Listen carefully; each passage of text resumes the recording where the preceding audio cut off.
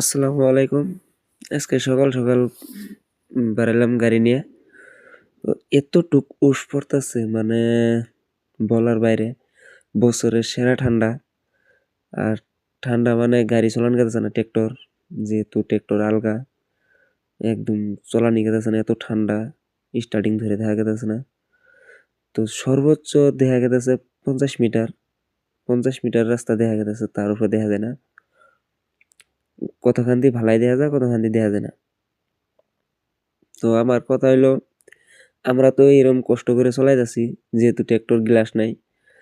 তো যেগুলো ট্রাক, বাস, এমনকি ফোর হুইলার, এরা যারা এইগুলো গাড়ি যেগুলো ড্রাইভার চালাইতেছে, এগোর কতটুকু কষ্ট হইতেছে। তো সবাই ওগোর জন্য দোয়া করবেন, আর ড্রাইভার ভাইরা অল্প দেখে শুনে চলাবেন। তো দেখুন কি ওস পড়তেছে, তো উপায় নাই। আমার ছোট ভাই আয় করছে গাড়ি নিয়ে, আগে ওই সকালে আইছে, আরো আমার আগে আইছে।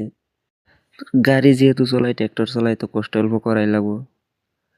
তো সবাই অল্প দোয়া করবেন। ট্রাক্টর চালাইলে বহুত কষ্ট হবান, রিক্সও বহুত। তো সবাই আমার জন্য দোয়া করবেন। আসসালামু আলাইকুম।